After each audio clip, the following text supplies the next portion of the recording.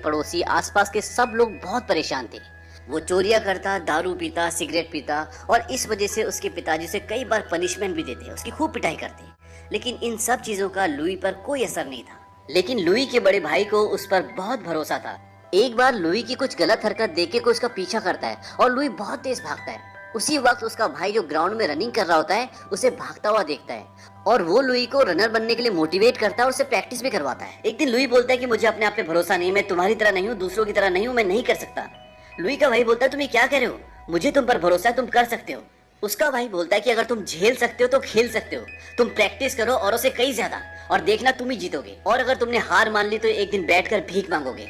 Louis कहता है मुझे अपने आप पर विश्वास नहीं होता। उसका भाई बोलता है कि मुझे तुम पर विश्वास है, चलो अब प्रैक्टिस करो। और लुई प्रैक्टिस करना शुरू कर देता है। अब उनके स्कूल की एक रेस होती है जिसमें लुई भी पार्टिसिपेट करता है। शुरू में तो लुई बहुत पीछे होता है, लेकिन बाद में जब उसका भाई उसे मोटिवेट करता है वो तेज भागता है और बहुत अच्छी रनिंग करता है। इसके बाद ये दिखाते हैं कि लुई रनिंग की प्रैक्टिस कर रहा है और उसका भाई साइकिल में उसके पीछे होता है। लुई तेज भागना शुरू करता है और भागते भागते भागते वो बड़ा हो जाता है। अब बड़े होकर वो रेस में पार्टिसिपेट करता है और फर्स्ट आता है। इसके बाद एक और रेस दिखाते हैं जिसमें लुई इतनी तेज भागता है कि वो एक रिकॉर्ड कायम कर लेता है। वो 4 मिनट में 1 मील दौड़ता है और आज तक अमेरिका के इतिहास में कोई भी हाई स्कूल का बच्चा 4 मिनट में 1 मील तय नहीं कर पाया। तो ये लुई का एक रिकॉर्ड होता है और इसी के बिहाफ पर उसका ओलंपिक में सिलेक्शन हो जाता है। अब जब वो ओलंपिक में जा रहा होता है तो अपने भाई को बोलता है कि तुम भी साथ चलो। उसका भाई बोलता है कि मैं साथ क्यों चलूं, तुम जीतने वाले तो हो नहीं। वो कहता है कि मुझे भी पता है, लेकिन अगले ओलंपिक में मैं सबको दिखा दूंगा। उसका भाई बोलता है टोक्यो। वो कहता है हाँ टोक्यो, क्योंकि अगला ओलंपिक टोक्यो में है। अब जब वो ट्रेन में चढ़ जाता है तो उसका भाई बोलता है कि दर्द की एक पल की कीमत जीवन भर की महिमा होती है। यानी कि जिंदगी में कभी कभी ऐसे पल आते हैं जहाँ पर इंसान टूट जाता है, हार मान लेता है, और उस पल में अगर इंसान हार न माने, आगे बढ़े, लड़े, तो बशर्ते उसकी पूरी जिंदगी बदल सकती है। और इसके बाद लुई ओलंपिक के लिए चला जाता है। ओलंपिक में वो 5000 मीटर की रेस में हिस्सा लेता है और वो सारे राउंड्स में बहुत पीछे रहता है, पर वो आखिरी राउंड में इतनी तेज भागता है कि वो एक वर्ल्ड रिकॉर्ड सेट कर देता है। आज से पहले इतने कम समय में आखिरी राउंड किसी ने भी कंप्लीट नहीं किया था, और ये ओलंपिक हुआ था 1936 में। लुई का सपना था कि अगला ओलंपिक जो 1940 में जापान के टोक्यो शहर में होना था, वो उसमें जाएगा, पार्टिसिपेट करेगा और अपने देश के लिए मेडल लेकर आएगा। लेकिन उसका ये सपना पूरा नहीं हो पाया, क्योंकि उस वक्त तक वर्ल्ड वॉर 2 शुरू हो चुका था और 1940 का ओलंपिक रद्द हो गया। और अब कहानी आती है सीधा 1943 में, जब वर्ल्ड वॉर 2 चल रहा था और इस समय अमेरिका और जापान के बीच में लड़ाई चल रही होती है। और अब लुइस अमेरिकी सेना में एक बॉम्बार्डियर होता है। उनकी पूरी एक टीम होती है जो प्लेन से जाती है और दुश्मन की चौकी पर धावा बोलती है, उन पर बम गिराती है और उन्हें निस्तो नाबूद करती है। अब एक दिन दुश्मन से लड़ते लड़ते उनका प्लेन बहुत बुरी तरह से क्षतिग्रस्त हो जाता है और उनके काफी सारे साथी जख्मी भी हो जाते हैं। तो वो वापस जाके लैंडिंग करने की कोशिश करते हैं, लेकिन ये लैंडिंग बहुत मुश्किल थी क्योंकि प्लेन काफी हद तक डैमेज हो चुका था। अब पायलट लैंडिंग करता है और लैंडिंग करते हुए प्लेन का एक टायर भी फट जाता है, लेकिन फिर भी पायलट उसे संभालता और बहुत मुश्किल से रोकता है और इसमें किसी की भी जान नहीं जाती। लुई अभी भी रनिंग की प्रैक्टिस करता है। वो रनिंग कर रहा होता है और उसका दोस्त उसके पीछे जीप में आ रहा होता है। तभी उनके कुछ और दोस्त आते हैं और कहते हैं हमें जाना होगा, लेकिन इस बार हमें जंग में नहीं जाना, बल्कि हमें कुछ लोगों को ढूंढने जाना है। माना जा रहा है कि वो लोग समंदर में कहीं फंस गए हैं, तो हम सबको अभी उनको ढूंढने के लिए जाना है। अब उनकी पूरी टीम उन्हें ढूंढ रही होती है, लेकिन उनके खुद के प्लेन की हालत बहुत अच्छी नहीं होती। तभी उनके प्लेन में कुछ टेक्निकल प्रॉब्लम आ जाती है और उनका प्लेन क्रैश हो जाता है और समंदर में गिर जाता है। इस क्रैश में सभी मर जाते हैं, बस 3 बचते हैं, जिसमें से एक लुई भी होता है। अब वो तीनों के तीनों 2 एयरबोट में बैठ जाते हैं, क्योंकि उनके पास 2 एयरबोट होती हैं और खाने के लिए कुछ चॉकलेट्स और थोड़ा सा पानी। तो लुई बोलता है कि एक टुकड़ा चॉकलेट सुबह और एक टुकड़ा शाम को खाएंगे और पानी 2 घूंट से ज्यादा एक दिन में कोई भी नहीं पिएगा। वो ऐसा इसलिए बोलता है कि उन्हें कौन कब ढूंढने आएगा इसका कुछ पता नहीं। अब उनके सामने है अथाह समंदर, जिसका कोई छोर नहीं दिखता। अब रात को सब सो जाते हैं और जब सुबह उठते हैं तो देखते हैं कि आसमान में एक प्लेन होता है। वो उसे गन फायर से बहुत सिग्नल भेजते हैं, पानी में भी करंट लगाते हैं, लेकिन वो लोग उन्हें नहीं देख पाते और प्लेन चला जाता है। इस बात से सब बहुत डिसअपॉइंट हो जाते हैं। तभी लुई देखता है कि वहाँ पर चॉकलेट के खाली डिब्बे पड़े होते हैं। दरअसल उनमें से एक ने, जिसका नाम मैक होता है, उसने रात को सारी चॉकलेट खा ली थी। इस बात पर लुई उस पर बहुत गुस्सा करता है। वो बोलता है कि इससे कोई फर्क नहीं पड़ता। लुई बोलता है इससे फर्क पड़ता है, सबको फर्क पड़ता है। अब उन्हें समंदर में फंसे हुए कुछ दिन हो चुके हैं और भूख और प्यास से उनका बुरा हाल है, क्योंकि समंदर का पानी नहीं पिया जा सकता, वो खारा पानी है और उसको पीने से तबीयत खराब हो जाती है। वो सब चुपचाप गुमसुम नाव में बैठे होते हैं। तभी एक बहुत बड़ा पक्षी आकर उनकी नाव में बैठ जाता है और ये पक्षी एक खाना है, और अगर उन्होंने ये मौका गवा दिया तो फिर ये मौका दोबारा हाथ नहीं लगेगा। और लुई बड़ी सतर्कता से उस पक्षी को पकड़ लेता है और वो उसको खाते हैं, लेकिन वो उन्हें हजम नहीं होता और उन सबको उल्टियां होना शुरू हो जाती है। लेकिन अब उनमें से एक बोलता है कि हम मछलियां तो पकड़ ही सकते हैं, क्योंकि उनके पास चारा होता है, और उस चारे को लगा के वो मछलियां पकड़ना शुरू कर देते हैं और उनको खाना मिलना शुरू हो जाता है। अब एक रात को सब सो रहे होते हैं, तभी समंदर में तूफान आ जाता है और उन सबको उनकी जिंदगी उनके हाथ से फिसलती हुई नजर आती है। और ये सच है कि जब मौत नजदीक हो तो जिंदगी की वैल्यू का पता चलता है। और उस पल में लुइस बोलता है कि अगर आप मुझे बचा लो परमेश्वर, तो मैं अपना पूरा जीवन आपको समर्पित कर दूंगा। और इस तूफान से वो सब बच जाते हैं। अब वो समंदर से खाने के लिए मछलियां तो पकड़ लेते हैं, लेकिन पीने के लिए पानी कहाँ से लाएं?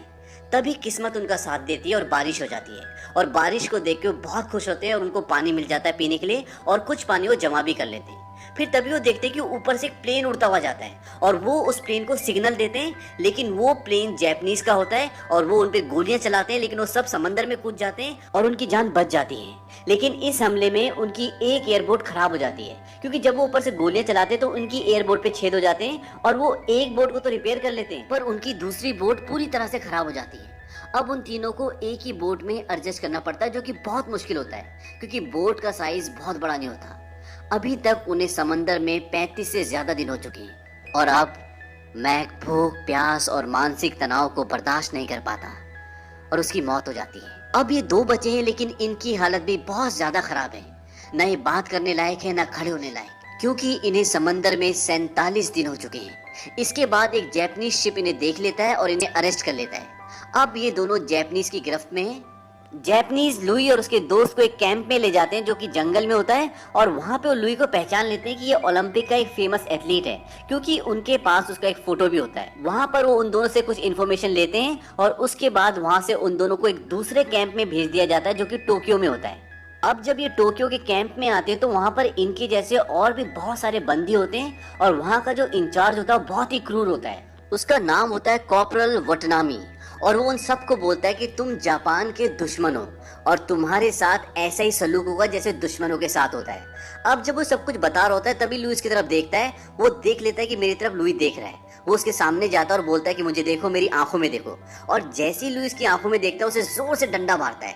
उसके बाद 2-3 बार वो दोबारा बोलता है कि मेरी आंखों में देखो, और लुई को हर बार मारता है और लास्ट में बोलता है कि मेरी आंखों में कभी मत देखना। इसके बाद इन सबको इनके सोने की जगह दिखाई जाती है जो कि बहुत ही गंदी होती है, और अगले दिन सुबह सबको ग्राउंड में बुलाया जाता है और इनका इंचार्ज आता है। वो कहता है कि तुम में से एक कुक है जो ऑस्ट्रेलिया से है और एक ओलंपिक एथलीट है। वो कहता है कौन है ओलंपिक एथलीट? लुई अपना हाथ खड़ा करता है। दरअसल उसे पहले से पता था कि लुई एक ओलंपिक्स एथलीट है। इसके बाद वो लुई की और अपने एक साथी की, यानी कि अपने एक आदमी की रेस लगवाता है, जिसमें लुई हार जाता है और थक कर वो गिर जाता है। इसके बाद वो लुई को डंडे से बहुत बुरी तरह मारता है। और इतना ही नहीं, उन सब कैदियों में वो सबसे ज्यादा लुई से नफरत करता है। ऐसा लगता है कि वो उससे कोई पर्सनल दुश्मनी निभा रहा है। एक बार लुई और उसका दोस्त आसमान में अमेरिकी और जैपनीज प्लेन देख रहे होते हैं और आपस में बात करते हैं कि अमेरिकन प्लेन्स अब काफी नजदीक आ गए हैं, और उस रात को भी वो इंचार्ज लुई को बहुत बुरी तरह मारता है। इसके कुछ दिन बाद रेडियो से कुछ लोग वहाँ पर आते हैं और वो लुई को बोलते हैं कि अमेरिकी सरकार तुम्हारे घर वालों को ये बता रही है कि लुई अब मर चुका है, वो जिंदा नहीं है। वो कहते हैं कि क्या तुम अपने घर वालों को बताना चाहोगे कि तुम जिंदा हो? और इसके बाद लुई उनके साथ जाता है और रेडियो पे अपने घर वालों को मैसेज देता है कि मैं जिंदा हूँ और ठीक हूँ। अब उस प्रोग्राम के बाद वो लोग उसे एक पेपर देते हैं और वो कहते हैं इसमें जो भी अमेरिका के बारे में लिखा है वो तुम रेडियो पे बोलो, हम तुम्हें वापस कैंप नहीं भेजेंगे और यहाँ पे तुम्हें एक अच्छा जीवन देंगे। लेकिन लुई मना कर देता है, कहता है कि जो इसमें लिखा है वो सच नहीं है और मैं नहीं बोलूंगा। इसके बाद वो लुई को वापस कैंप भेज देते हैं, और कैंप वापस आने के बाद जो वहाँ का इंचार्ज होता है वो लुई के दोनों हाथ पीछे से बंधवाता है और उसे बोलता है कि तुम मजबूत हो मेरी तरह। और ये बात मैंने पहले दिन देख ली थी तुम्हारी आंखों में। मुझे लगता था कि हम अच्छे दोस्त बन सकते हैं, लेकिन जापान का दुश्मन कभी मेरा दोस्त नहीं बन सकता। वो लुई को कहता है कि तुम बात नहीं मानते, आदर नहीं करते, और आज मैं तुम्हें आदर करना सिखाऊंगा। वहाँ पे जितने भी सैनिक, जितने भी बंदी होते हैं, वो उन सबको बोलता है कि सब एक एक जोरदार पंच इसके मुंह पे मारेंगे। हालांकि कोई भी लुई के मुंह पे पंच नहीं मारना चाहता। तभी वो लुई के दोस्त को लाते हैं और वहाँ का जो इंचार्ज होता है वो उसे मारना शुरू कर देता है और कहता है कि अगर तुमने इसके मुंह पे पंच नहीं मारा तो मैं इसे मारता रहूंगा। इसके बाद लुई सबको बोलता है कि मुझे मारो, और एक एक करके लुई को सब एक एक पंच मारते हैं, और इतने सारे पंच खाकर लुई की हालत खराब हो जाती है। इसके बाद लुई की जिंदगी में उन सब कैदियों की जिंदगी में एक अच्छी खबर आती है, और वो खबर ये होती है कि जो यहाँ का इंचार्ज होता है कॉर्टल वटनामी, उसका प्रमोशन हो गया है और उसका यहाँ से ट्रांसफर कहीं और कर दिया गया है। अब एक रात को उनके कैंप में बमबारी होती है और उस बमबारी में उनका पूरा कैंप तबाह हो जाता है और जल जाता है। अब उन सब कैदियों को जो वहाँ बच जाते हैं उन्हें वहाँ से ट्रांसफर करके दूसरे बंदी गृह में भेज दिया जाता है। और जब वो सब लाइन में खड़े होते हैं तभी लुई देखता है कि वहाँ का इंचार्ज कॉर्टल वटनामी है, और ये देखकर लुई के पैर लड़खड़ा जाते हैं और वो गिरने वाला होता है कि उसका एक साथी उसे संभाल लेता है। अब वो इंचार्ज लुई के सामने आता है और उससे बोलता है कि तुम मेरी आंखों में क्यों नहीं देखते, पर लुई उसकी आंखों में नहीं देखता। फिर भी वो उसके सिर में एक जोरदार डंडा मारता है और अगले दिन से सब के सब कैदी काम पे लग जाते हैं। और यहाँ पर इनका काम बहुत ही मुश्किल होता है क्योंकि यहाँ पर इन्हें नाव में कोयले को लोड करना होता है। एक बार लुई जब काम कर रहा होता है तो ऊंचाई से नीचे की तरफ आ रहा होता है, तभी उसे एक जापानी सिपाही ऊपर से धक्का दे देता है और नीचे गिर जाता है और उसके पैर में बहुत जोर से चोट लगती है। इस कैंप में काम बहुत हार्ड है, इसलिए सबकी हालत खराब हो चुकी है। एक दिन लुई बहुत थक जाता है और वो थोड़ी देर के लिए रुक जाता है, थोड़ा सा सहारा ले लेता है। तभी वही सैनिक आता है, वही सिपाही आता है जिसने उसे ऊपर से धक्का दिया था, और उसे पकड़कर वो अपने इंचार्ज के पास ले जाता है और वहां पर बहुत सारी लकड़ियां होती हैं। ये सीन इस मूवी का सबसे बेस्ट सीन है, और इसीलिए जब आप अनब्रोकन मूवी का पोस्टर देखेंगे तो उस पोस्टर में इसी सीन का फोटो होता है। अब वो लुई को बोलता है कि इस लकड़ी को उठाओ, और वो लकड़ी बहुत भारी होती है और लुई की हालत पहले से खराब होती है। अब लुई बड़ी मुश्किल से उस लकड़ी को उठाकर अपने कंधे पर रखता है। तब वो इंचार्ज बोलता है कि इसे अपने सिर के ऊपर उठाओ, और लुई बड़ी मुश्किल से उसे अपने सिर के ऊपर उठाता है। और वो इंचार्ज बोलता है कि अगर इसने लकड़ी नीचे गिराई तो इसे गोली मार देना। अब लुई लकड़ी को उठा के तो रखता है, लेकिन लकड़ी उसके सिर के ऊपर नहीं, धीरे धीरे नीचे आ जाती है और सिर से नीचे हो जाती है। अब सब के सब शांत होते हैं, सारे कैदी रुक जाते हैं, कोई काम नहीं करता, और सारे सिपाही जो जापानी सिपाही हैं वो भी लुई को देखते हैं। लुई बिल्कुल शांत होता है और जोर जोर से सांसें ले रहा होता है। तभी लुई उस इंचार्ज की आंखों में देखना शुरू करता है और पूरी जान लगा के उस लकड़ी को अपने सिर के ऊपर उठा देता है और उसकी आंखों में देखता रहता है, उसे घूरता रहता है। वो इंचार्ज बोलता है कि मेरी आंखों में मत देखो, लेकिन लुई फिर भी उसकी आंखों में देखता रहता है।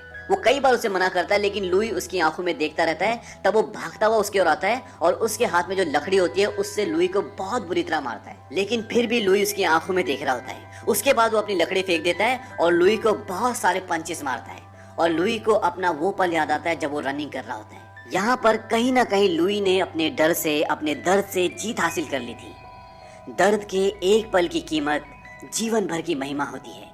ये बात उसके भाई ने उसे सिखाई थी। कॉर्टल वटनामी उसे इतनी बुरी तरह मारता है कि वो खुद भी बहुत थक जाता है। लुई के अंदर अब इतनी भी हिम्मत नहीं होती कि वो खड़ा हो सके, और लुई रात भर वहीं पड़ा रहता है। इसके बाद एक दिन वो सभी कैदियों को बाहर इकट्ठा करते हैं और उनका एक ऑफिसर बोलता है कि लड़ाई अब खत्म होने की कगार में है, इसीलिए हम आप सबको न्योता देते हैं कि आप हमारी हुकूरा नदी में नहाएं।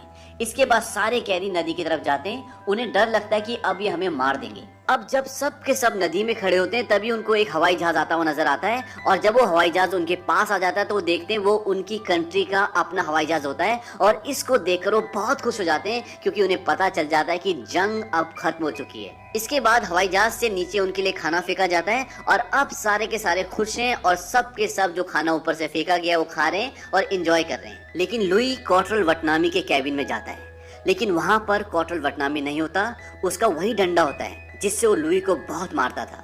और सामने कॉर्टल वटनामी और उसके पिता की एक फोटो होती है जिसमें कॉर्टल वटनामी बहुत छोटे होते हैं। दरअसल कॉर्टल वटनामी उस जगह को छोड़ के जा चुका होता है। इसके बाद लुई वापस अपनी कंट्री आ जाता है, और कंट्री आने के बाद सबसे पहले वो अपनी जमीन को चूमता है।